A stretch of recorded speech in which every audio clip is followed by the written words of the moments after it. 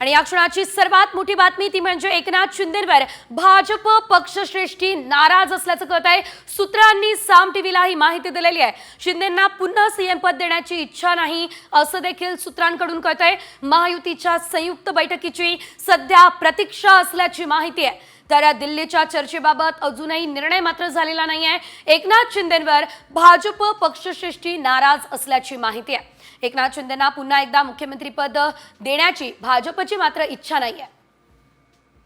या संदर्भात अधिकची अपडेट घेऊयात आमचे प्रतिनिधी गणेश कवडे यांच्याकडून। गणेश, आपण बघितलेलं होतं जागा वाटपाच्या वेळेस सुद्धा अमित शहा यांनी एकनाथ शिंदे यांना माघार घेण्यास सांगितलेलं होतं आणि आता पुन्हा एकदा एकनाथ शिंदेंना मुख्यमंत्रीपद देण्याची भाजपची इच्छाच नसल्याचं कळतंय। नेमकं काय महायुतीमध्ये घडतंय?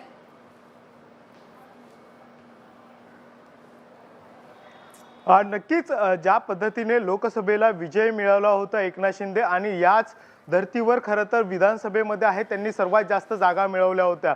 मात्र तरी देखील आता विधानसभेला आहे ते भाजप सर्वाधिक जागा आहे त्या जागांवर विजयी झालेला आहे। त्यामुळे भाजपची संख्याबळ मोठ्या प्रमाणामध्ये आहे। तरी देखील एकनाथ शिंदे यांच्याकडून आहे ते मुख्यमंत्री पदासाठी आहे तो आग्रह होताना पाहायला मिळतोय आणि यासाठीच वेगवेगळ्या प्रार्थना असेल या सगळ्या करताना देखील आहे ते एकनाथ शिंदे गटातले कार्यकर्ते पाहायला मिळतात। त्यामुळे भाजपची वरिष्ठ श्रेष्ठी आहे ते कुठेतरी नाराज आहेत आणि ह्या कुठलाही शब्द आहे तो एकनाथ शिंदे यांना अगोदर देण्यात आला नव्हता की निवडणूक झाल्यानंतर तुम्हाला मुख्यमंत्री केलं जाईल। तरी देखील अशा पद्धतीने सांगितलं जातंय की असा शब्द दिला होता, मात्र तसा कुठलाही शब्द दिला नव्हता। कारण की अमित शहा यांनी स्पष्ट सांगितलं होतं की निवडणूक झाल्यानंतरून आहे ते आपण मुख्यमंत्री पदासंदर्भामध्ये चर्चा करू आणि ज्याचा आता जर बघितलं तर यामध्ये विशेष करून जास्त जागा आहेत त्या भाजपच्या आलेल्या, त्यामुळे भाजपचं संख्याबळ जास्त आहे।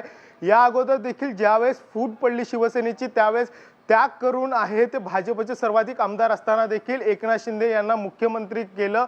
मात्र आता भाजपची संख्याबळ जास्त आहे त्यामुळे भाजपचाच मुख्यमंत्री व्हावा ही प्रामुख्याने भाजपची मागणी आहे। तरी देखील एकनाथ शिंदे गटाकडून आहे दबाव तंत्र कुठेतरी केला जातोय आणि याच दबाव तंत्राला आहे ते निश्चितच आता खरं तर या दबाव तंत्राला एकनाथ शिंदे कसे सामोरे जातात हे बघणं महत्त्वाचं। धन्यवाद गणेश दिलेल्या सर्व अपडेट्ससाठी।